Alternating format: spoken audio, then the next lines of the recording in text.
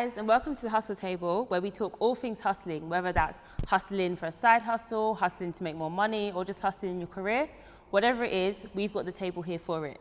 We're not here to find a seat at the table. We're trying to make your own table, create your own. I'm Aysha. I'm an entrepreneur and a finance coach, and I've worked in banking for about 6-7 years. And I'm Natalie, and I've had the last 10 years in banking and finance. But I'm super excited because we've got two amazing guests here to join us in this discussion. So Jam, Eman, I'm going to ask you guys to introduce yourselves very quickly. My name's Jamelia Donaldson, and I'm the founder of Treasure Tress, which is Europe's largest subscription box for women with naturally curly hair. Love that, love that. Come on. Yeah, I'm Emmanuel Asuquo, aka Uncle Eman. I'm a financial advisor, and yeah, happy to be here, man. Okay, great. So today we're talking about entrepreneurship.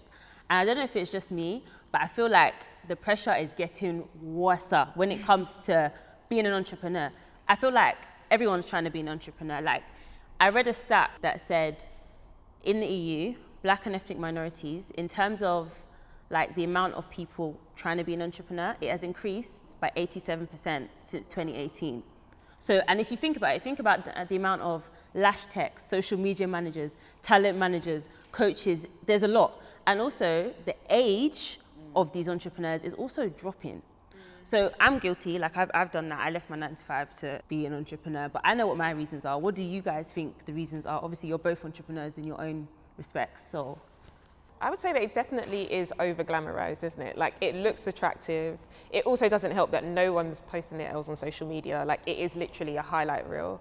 So it looks attractive, it looks easy, and the barriers to entry are really low because the internet exists, which means that anyone can create a business at any time, anyone can use any platform.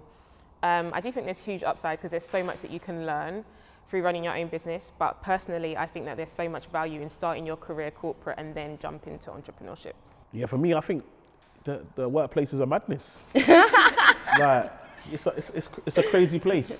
Every day you go there, you're reminded how black you are. Every time you want to eat lunch, somebody's looking at you. Oh, what is that? That smells exotic. Did I bother you when you were eating cheese and pickle? I left you to eat your cheese and pickle alone.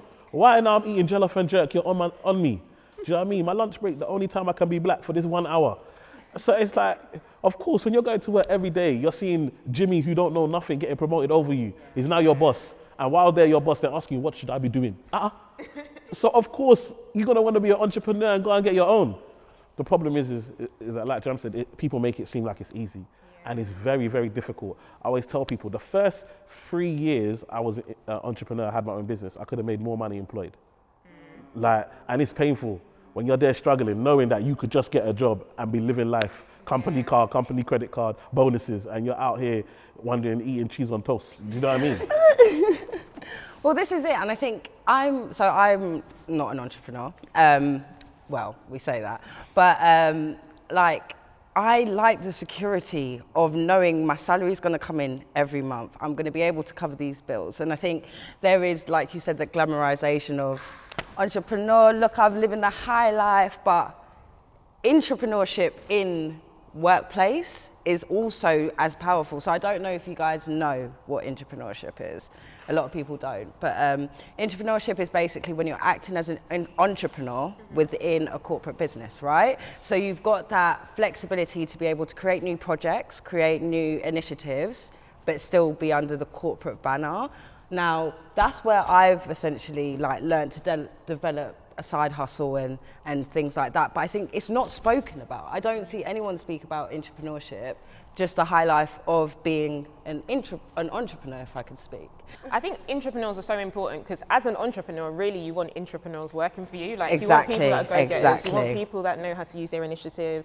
Like, those are the people that you want working for you. But I agree, no one speaks about it, and yeah, it's just not, it doesn't appear to be as glamorous, but really, in my opinion, a lot of the time it's where the real win is. Exactly. Because it does have that security. You can build your own personal profile, and then in due time, if you want to leave and do your own thing, you actually can. And you've had the safety bracket where you can do that under a corporate banner. But I think that's if it works, isn't it? Yeah. When it works, it's fine. But a I lot feel of like the- you got scarred and had like. No. I've been there. I've been there. I've been there. Like you're there, you're doing stuff, you're bringing it in, and somebody else, your manager's now getting the praise and the claim. They're getting a promotion. Now you got a new manager. You got to go all over again. Do you know what I mean? When you're the one that actually been doing the work, and you're not getting the praise for it. So for me, I use my employment to learn how to be self-employed. So I learned what regulations there were, how much I needed to charge, where I could go, what I could do. All the exams and qualifications are paid for by the bank. So I used that as a learning, and then I then took that and then started my business, and I had learned everything on the job. It's weird because I used to think that the reason people wanted to be an entrepreneur was because of money. Yeah. But when I looked at the stats, so the average salary in the UK is about 31K of just a normal employee. The average salary or the average earnings of an entrepreneur is around 50K. The average salary of a CEO who has worked their way up in their 9 to 5 is about 200K. So it can't be money that is driving this like desire for everyone to want to be an entrepreneur. I also feel like social media has a huge part to play in why everyone has decided I'm going to start my own thing or I'm going to up and quit my 9 to 5.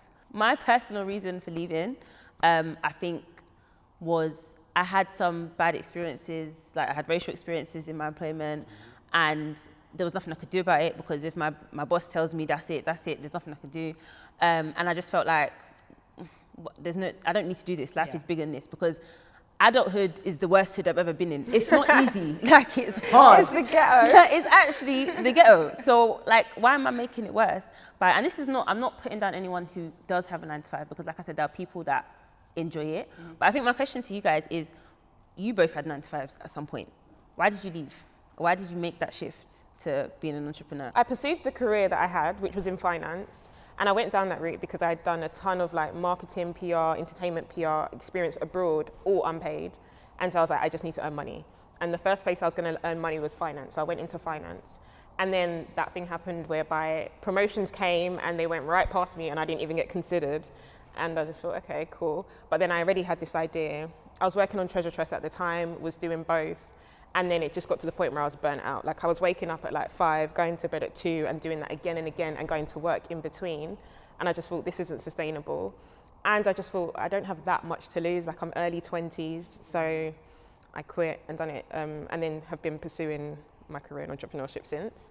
But essentially I quit because I couldn't balance two. But I do say that if I could balance two, I think I would have held out for a lot longer. I love that. And I think, like you said, actually, the stat about, earning 200K, so it can't be about money. But FTSE 100, no one black CEO. So that shows us that's not for us. So that stat's for white people. That stat is not for us because we ain't there. Do you understand? We're not getting that far. The glass ceiling. We're not getting that far. So for a lot of people, they're not going to see that 200K employed because they don't see anyone like them in those positions. And when we are in those positions, we're gone. Look at Kwasi, gone.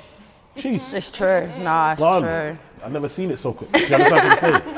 Man, didn't even get time to sit down, he's gone. Do you see what I'm saying? So a lot of the time when it comes to it, but at the same time, one thing I would say is that I think a lot of people don't respect their 9 to 5 while they're building their entrepreneurship. Yeah, I think that's rude. I hate that. You've got to respect your 9 to 5. Like, that's allowing you to be able to work on your stuff. Exactly. And a lot of the time, that's giving you the money to put into your business.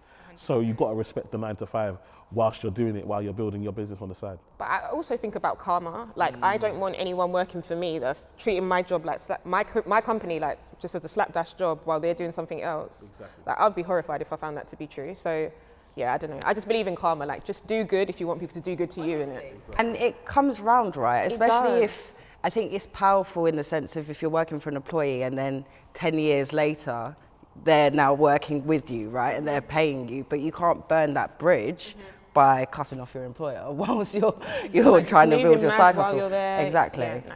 And I feel like at the end of the day, if everyone wants to be an entrepreneur, that can't happen because entrepreneurs and business owners, they need the 9 to 5ers for the business to run. So if everyone wants to be an entrepreneur, how are any of these businesses going to run? It's not going to work. They're lying to themselves. Better people call themselves entrepreneur, but you're not even paying yourself.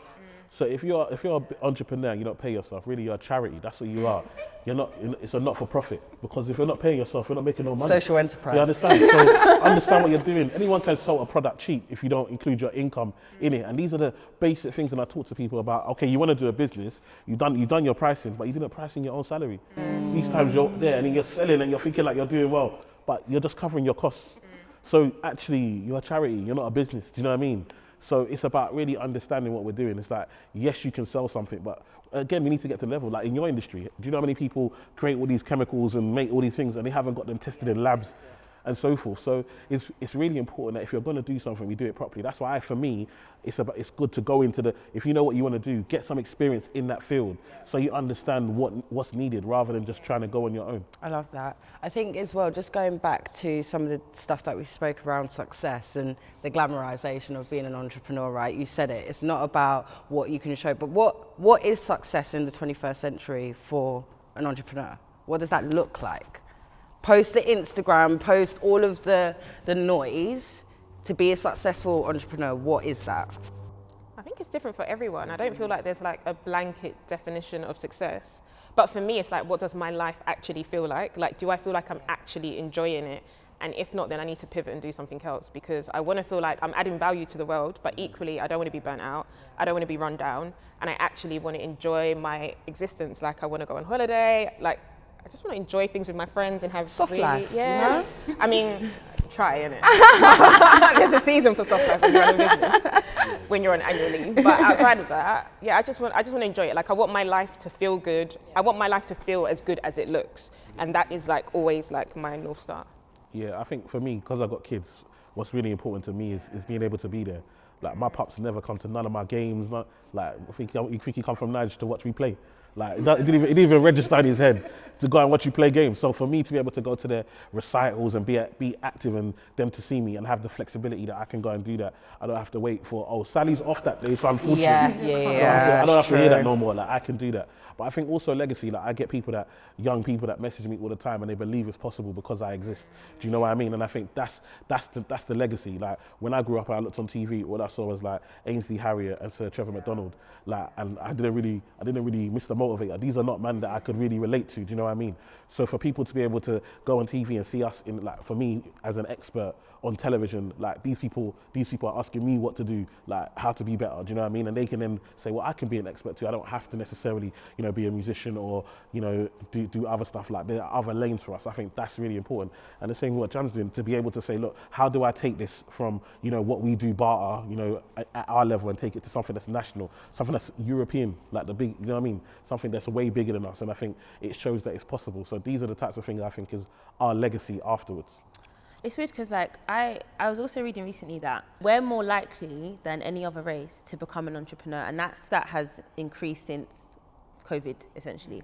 But this might be a bit controversial, but what I think is funny is a lot of the industries that we're going in seem to be service-based. And I personally, like, we're all either African or Caribbean here, I don't think our customer service is that great. Like, everybody has been to the Caribbean restaurant where they don't have anything. Obviously, I'm based in Nigeria, and we're big on hospitality. So we have clubs, restaurants, that's what we're big on. They're all owned by Lebanese people, by Indians. Like, none of it is owned by, because we're not good at it. And everyone here has experienced somebody be dragged online because, you sold hair to someone and you didn't, like, it doesn't look how it looks in the picture, or because you've decided you're an influencer and you've decided, okay, cool, I'm gonna charge you this amount, you come to my house. Like, everybody knows somebody or has seen someone, a black person, be dragged online for their customer service. So I don't understand why, like, we're the ones that wanna be the entrepreneurs, we're the ones that wanna be doing all these services, but we're, like, not all of us, obviously, but generally, we're not very good at it. So, one, do you agree with me? And two... No, over this side, we don't agree. I'm gonna let Jam go first. We don't agree, but go ahead. I don't agree. No. I do think, though, as I said earlier, it's really important, in my opinion, to go, as Eman said, go and get experience in the industry that you want to work in. Go and work in corporate before you start your own business so that you know how to handle people. Because if it is your business, you can get quite emotional if you get a complaint or something, but again, when you're setting up a business instead of a charity, you actually have people that are dealing with customer service. So there's that emotional detachment from you so that you don't take it so personally. And I think you'll find that anyone that there is a lot of uproar, they're like, maybe they're playing like every role of their business, maybe they're tired, I don't know, they're probably just overwhelmed and don't know how to channel their emotions and just don't know how to deal with it. But again, if you had the mentorship, the support, the experience, that's not how you would be reacting. So I don't think it's fair to say that black people have bad experience, and I'm Jamaican, so I know exactly what you're getting at. But, no, I don't think it's true for us. Like, we do know how to deliver good customer service as long as we have the experience, the expertise, the resources that we need, and the support network to allow us to actually function like a well-functioning human at work. Come on, I don't know, you've been Chinese, I've been Chinese, these men are hella rude. But we still be going there, still be going ordered. Wasn't it KFC that had no chicken? Is that black owned? How many times have you been McDonald's and people been acting a mess in there, getting the order wrong? Other businesses make it all the time. We just allow the stereotypes to stick on us. People make complaints about Zara, any company, and they're white owned. So for me, we allow them to put this stigma on us, like we're gonna make mistakes. Like even if you've got the best intentions, you've got the system, sometimes things fall through the crack, and that's a learning lesson. And sometimes you've got to take the L. Do you know how many times I had to just refund people and just take the L and deliver the whole service and just say, I'm sorry, okay, I've swallowed that one. I'm gonna put the systems in place to make sure we're better next time. I think it's very harsh to say that, we're just bad as general. Like everybody is bad. I've been Italian, everywhere it's all bad. Everyone's got bad customer service. And I think you can go to a club, some clubs, people have one experience and then other people have others. So it's all individual. I don't think we can put it just on black people. I do think that black people are a lot tougher on black-owned businesses than any other business. Like in COVID, we got so many emails like, "Hi, just checking, is this business black-owned business?" Because they were so shocked that the level of customer service wasn't substandard. But like black people are really, really tough on black-owned businesses. Like get one thing wrong and you are getting dragged through the mud. Like no one's coming out alive. They did the same thing with Afro Nation. Like Afro Nation got dragged, but there are many festivals that got cancelled. It's just because they know it's black owned, you want to drag them, or because you know the person individually, you want to drag. When in actual fact, like you can't be sitting here saying like I want to support black businesses when the tiniest thing goes wrong, you're the loudest one in the room. You're the one that's writing the most. I feel like we need to learn how to like quietly complain. Like I think you need to complain. If you need to get your money back, get your money back. Exactly. If you need to email whoever you need to email, do it. I don't think you need to take it public all the time. Like allow black businesses to make mistakes and allow them to fix it in private. I don't think everything needs to be public. Another thing that I was going to touch on is the difference between like the normal career routes and the unconventional career routes. So, for example, like I remember telling my mum that I want to leave my 9 to 5 to go and do my own thing. Like I literally got an earache. Are you okay? Why? Like why would you? They just don't, and I don't know if it's just me. I don't know if it's an African thing. They don't agree with you, especially. Like, I can't imagine telling my mum, I want to be like I have a cousin, for example, who left her job to become an influencer. We had a family meeting. all the aunties had a family meeting because they don't understand it. So I think my thing is, how do you think we change that, or how did you guys kind of change it? Like, how did your parents react to you like saying, I'm going to quit my 9 to 5 to do my own thing? Yeah, I had a similar experience as you. My mum's a teacher, her mum was a teacher, so the expectation was that I was going to be a teacher. I didn't want to be a teacher, done something completely different. And then when I told her I was quitting finance, she was like, do you know how long it took me to earn the salary that you are now walking out on? And I was like, yeah, I know, but I really want to do this thing. And then every auntie was calling my phone like, Jamelia, I just want to say, like, are you sure? I'm not sure this is a good idea. But I think the best way that I can show it to her, like, my mum comes to most of my things, like any event she can come to, she comes to. And I started throwing events really early to like build a community for my business. And when she came and she saw people's like reaction to the business, she saw numbers, she saw people coming through the door, she saw the interest from people, it's like she actually understood. And I think we do owe them a little bit of like empathy and compassion, because what we're doing they've never seen done before. So, and it's almost like their wildest dreams. Like it's probably what they wanted to do, but they just didn't have the resources. So I think once they get it, they really get it and they give you their full support. But when they don't understand, I think we do need to be a bit easier on them as to why they don't understand, because for them, it was like life or death. It was literal survival games out here. Like it wasn't, they just didn't have the options that we did. Yeah, I 100% agree with that. I think we have to give them some grace because they only know what they know. Like, and like since I was 22 and I become a financial advisor, I was making more money than my dad, my uncles. They don't know what it is to be in that position. I couldn't ask them for advice on what to do next. They couldn't even imagine the rooms that I was in and so forth. So we have to give them grace. But I think also my parents are Nigerian. Make money. When you make money, this is it. They won't complain. Listen, I retired my mum. I said, don't worry, you don't have to go to work. Here's money. Listen, my mum sends me text message every day. One long, hey man, God, oh boy, I see you. Like, they're not talking anymore about get a job. Do you know what I mean? Now, so it's all different. Do you see what I'm saying? So you just got to prove the point. And once you prove it, trust me, they'll buy into it. But I think we have to just allow them to do their thing. If you know what you're doing is working and you know and you've done the numbers, go out. Even if it fails, like, go out and do it. Because there are so many people that we look up now and say, wow, look at what they've done. Do you know how many bankrupt businesses they've got? How many times they've failed on the way? And I think the earlier you start, the better. If you can start while you're in your parents' house, you've got that comfort, do it. Because once you start having kids and it becomes difficult, these are risks that are very high. Do you know what I mean? So the earlier you start, the better. If there was one thing that you wish you knew when you were younger, one thing, what would that one thing be? For me, it's just tax. The tax thing is wild, man. This country, they don't want you to win. You never woke me up one day to go and start work. And now, the more money I make, the more you come for me. I made the mistake of just making money, thinking, yeah, transfer it to your, come on, it's a big mistake. I was stealing my own money. I didn't even know. That money belonged to my business, not to me. I was just playing, like, that was a big lesson, I think. Like, have your account, like, have your team, like, have people around you. Like, one thing I would definitely say is like, understand what you're good at and then hire what you're not. Don't feel like you have to be perfect at everything. You can hire your gaps. Do you know what I mean? I feel like I wish that at a younger age, I embraced what it meant to be a black girl and be proud about the way that I looked as a black girl rather than trying to emulate what white girls looked like. Yeah. Because for such a long time, I used to straighten my hair day in, day out. If I didn't have straight hair, I just thought that I looked like butters. I just didn't think it looked nice. And it took me quite a while to like really appreciate my features, my hair, and like really embrace it. So I feel like if I had that like self-esteem a lot younger, I feel like maybe I would have been a little bit more fearless and a bit more aggressive with stuff when I was younger. Well, thank you both so much for coming today. Like, we really, really appreciate it. So before we close, plug yourselves. Where can people find you? Where can people get at you? And yeah.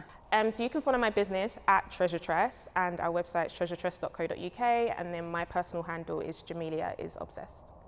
Yeah, socials at the Email Effect UK on all socials, and then emmanuelasuquo.com is the website. Yeah, follow. You guys heard it here first. We're the Hustle Table. Thank you guys for watching. Hopefully we'll see you next time. And yeah. See you soon.